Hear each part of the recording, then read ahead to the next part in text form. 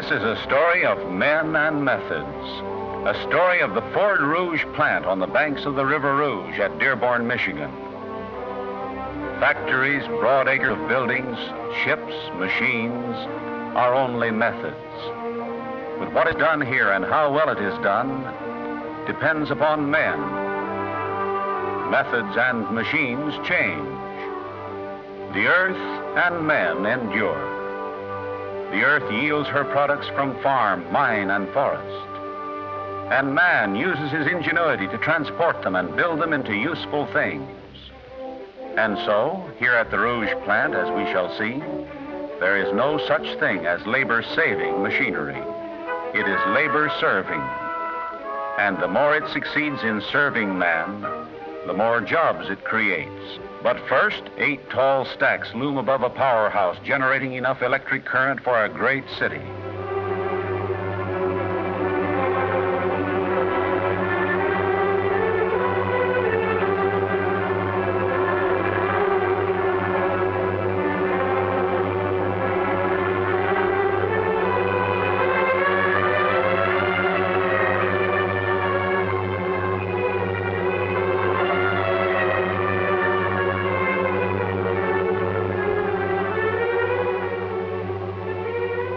To turn the wheels and lift the loads, huge dynamos hum a song of power day and night.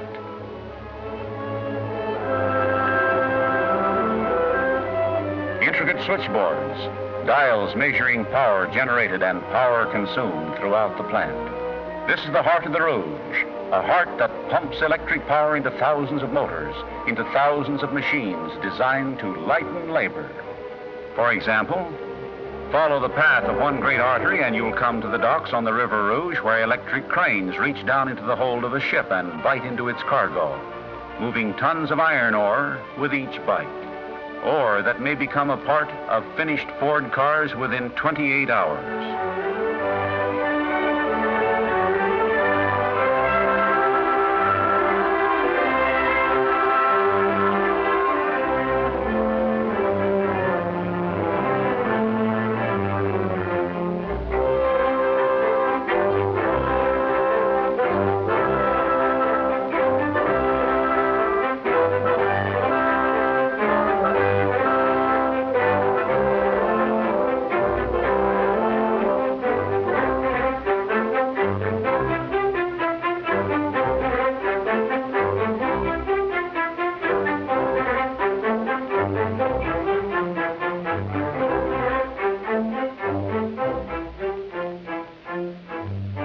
From storage bins, coal is taken to the ovens, 220 of them, where coke is made for the blast furnaces and where millions of cubic feet of gas are produced for use in the plant.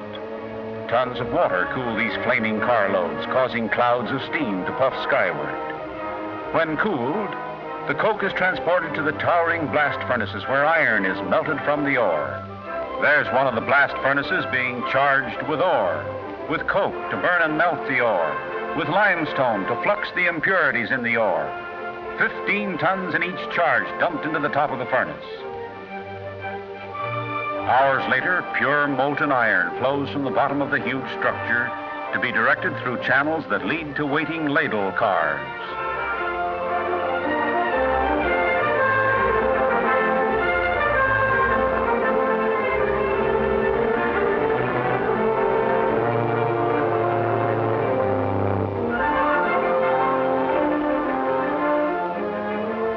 Some of the molten iron goes to the Foundry, covering more than 30 acres, where one of the most remarkable operations is the casting of the V8 engine block.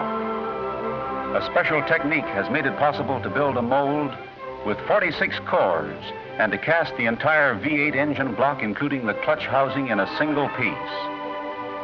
This achievement has made the smooth power and flexibility of the V8 engine available to millions of people.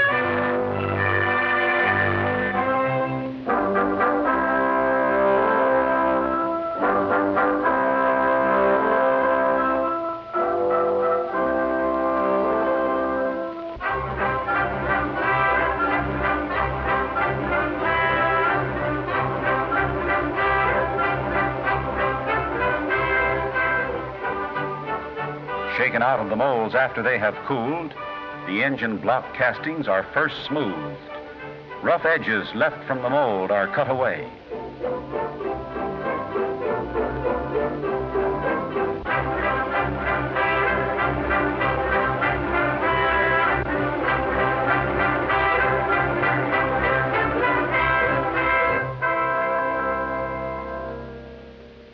Then to a series of specially designed milling and multiple drilling machines requiring hundreds of skilled men to run them, keep them in perfect operating order, and to check their work within split-hair dimensions. The Rouge plant is filled with the latest and most modern machines, yet it requires many more hours of work by human hands to produce each modern Ford V8 than it did to build the cars of bygone years.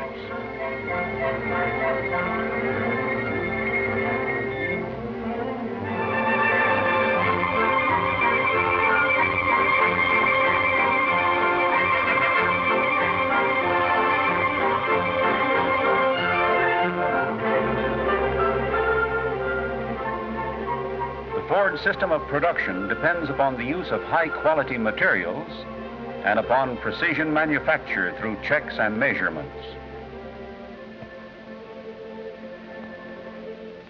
Johansson gauge blocks, accurate to within 2/1,000,000 of an inch, set the standards for measuring Ford parts and assemblies.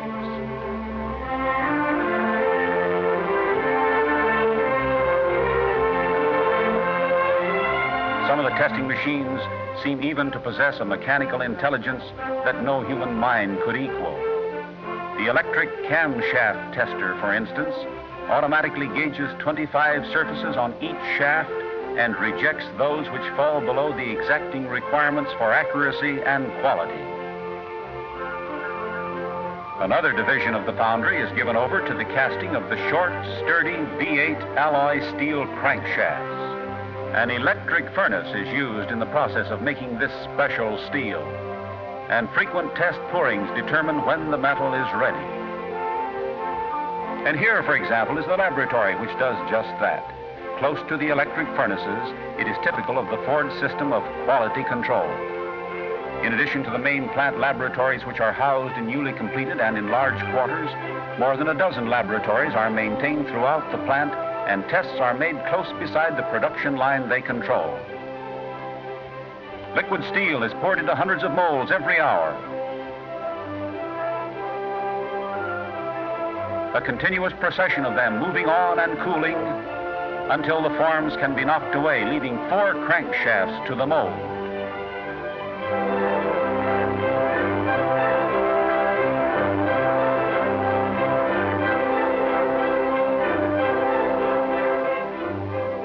Now they are heat treated for additional strength.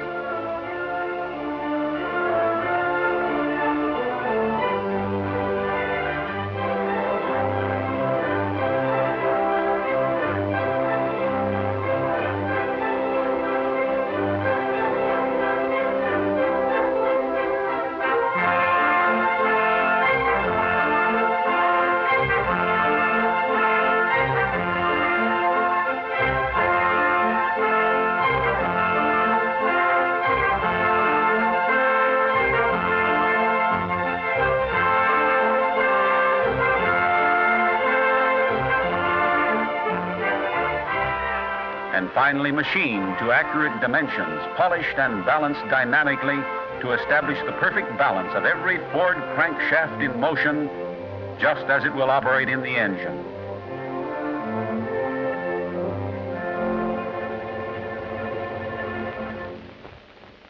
Meanwhile, trainloads of ladles carrying molten iron from the blast furnaces are moving into the open hearth department to be made into different types of steel. In one of these furnaces, a new charge is being prepared. Scrap steel and various alloys to be melted down and mixed with the molten iron that soon will be added to the charge. 52 kinds of steel are used in making Ford automobiles. 36 steels of exact formula for the car itself, 16 other special steels for tools to build the car.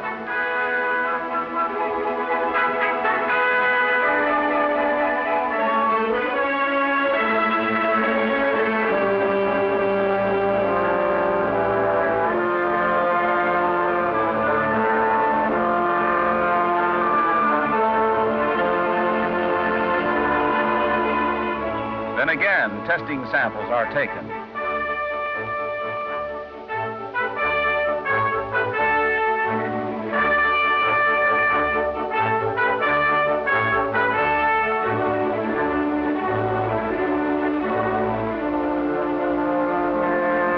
The time to tap the furnace is determined. And we move to the opposite side of the furnaces to see the white-hot metal flowing, soon to become 10-ton ingots for the rolling mills.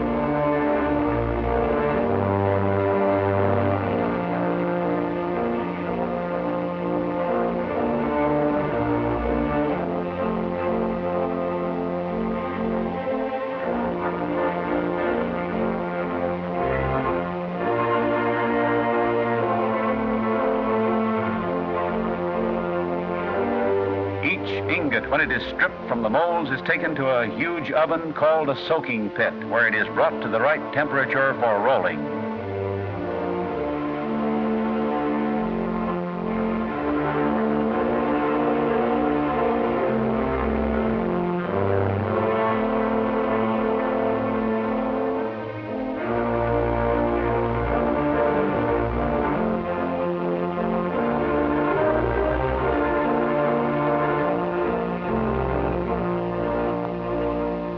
And now, with lunchtime approaching, caravans of lunch wagons move in to leave well-stocked trailers in convenient locations so that wholesome and nutritious food is close at hand.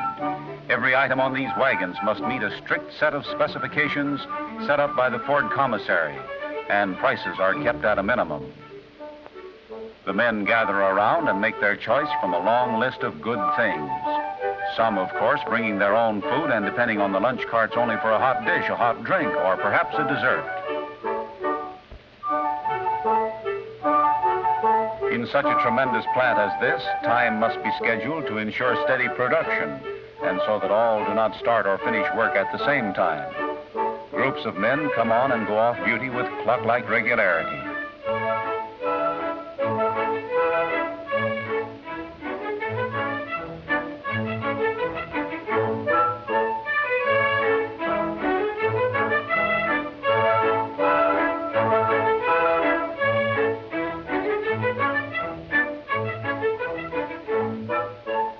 And so, in the morning, evening, or almost any time of day, you will find some workmen with their families in the Ford Community Thrift Gardens.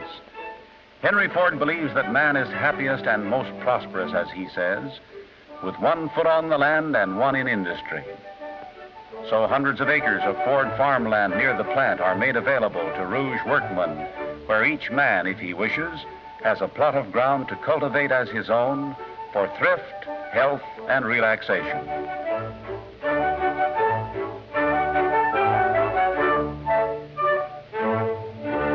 Back at the plant, we move into a long structure adjoining the open hearth furnaces where the deep rumble of the rolling mills is heard day and night.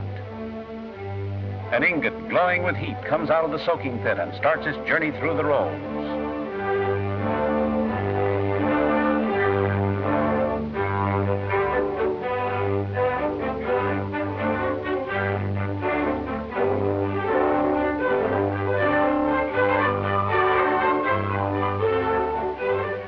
Back and forth it goes under the skillful guidance of operators who handle tons of white-hot metal with simple electrical controls.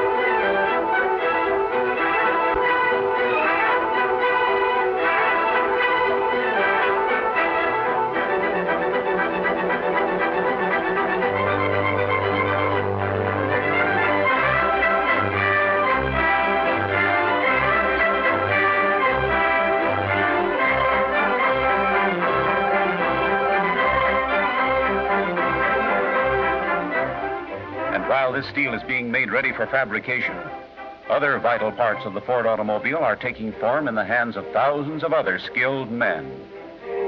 Far across the plant again, to the motor building.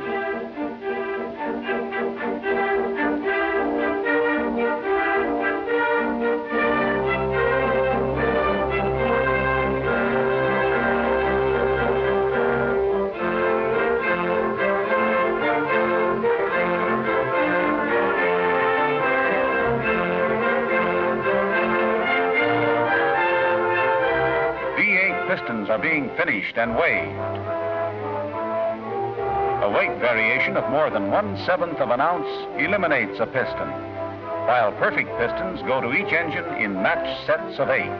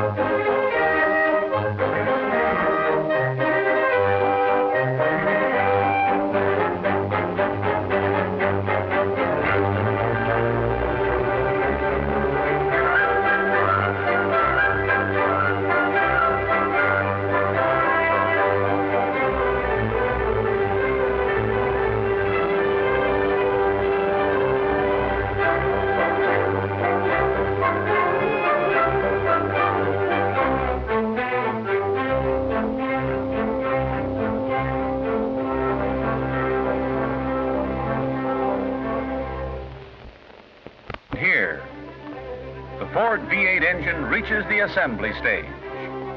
The conveyor system bringing parts to hundreds of men stationed along the line. The Rouge plant, incidentally, has more than 132 miles of these conveyors. Another of the many production methods pioneered by Ford to lighten men's burdens and thus save time and human energy.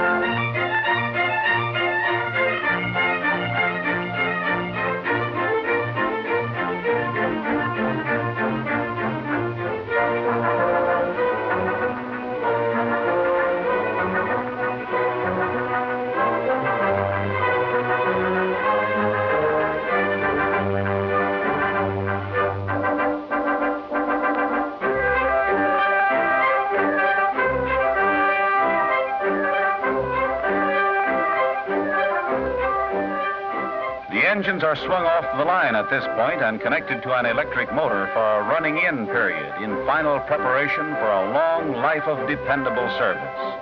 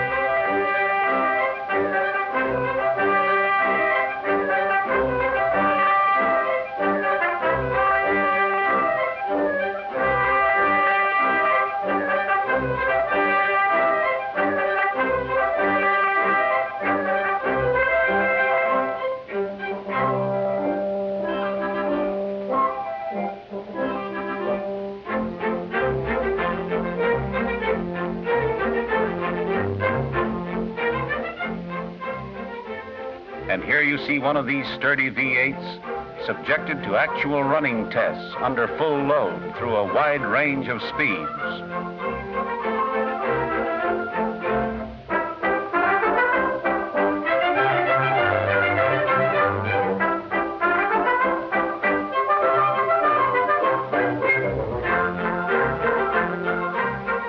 While these engines are undergoing tests, in another building some distance away, huge presses are stamping out parts for the steel frame, which will be carried by conveyor to the frame assembly line and welded to cross members.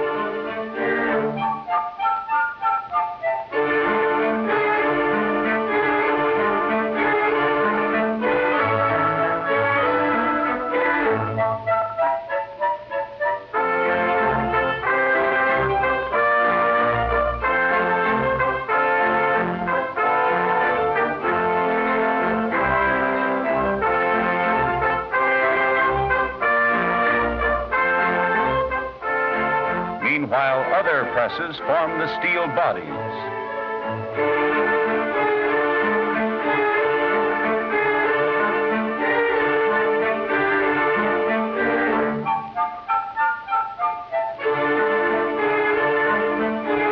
A 30-ton die shapes a smooth steel sheet into a complete top for an automobile.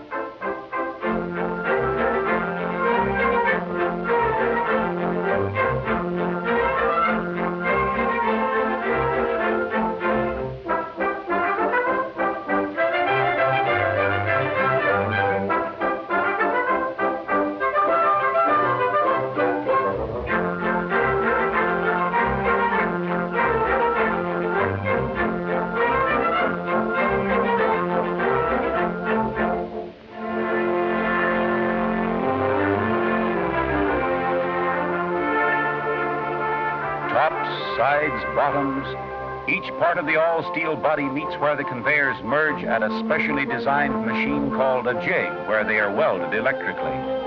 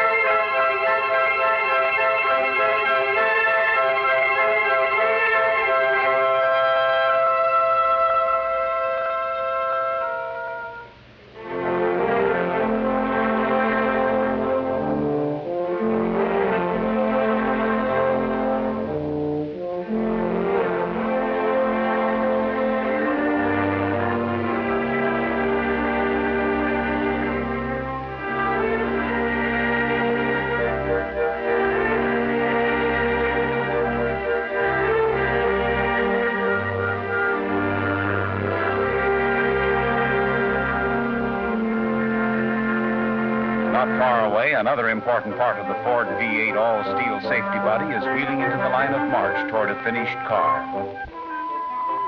In the glass plant, you see a typical Ford development, a continuous process of glass manufacture producing better glass at half the cost of older methods.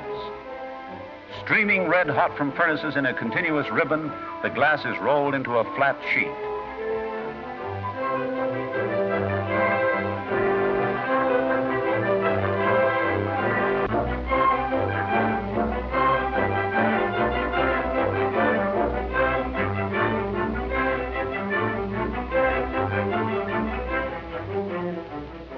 Safety glass consists of two pieces placed together with a thin sheet of cellulose acetate between them.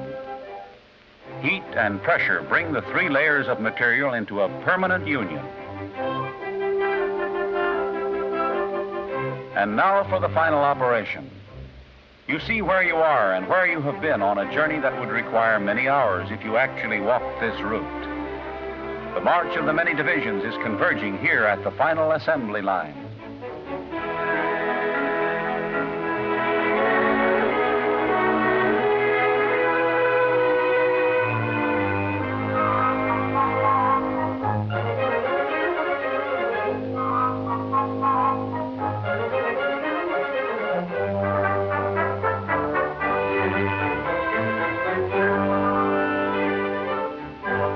And all the complicated and vastly different processes which you have seen were perfectly synchronized to produce the right number of parts at the right time, delivered at the right place for the exact number of Ford V8s needed each day. Here is manpower, teamwork, and skill of the highest type. And this is a story multiplied 1,000,000 times or more in a single year. To this great plant from farm, mine, and forest, and from more than 6,000 supplying companies, come raw materials and parts.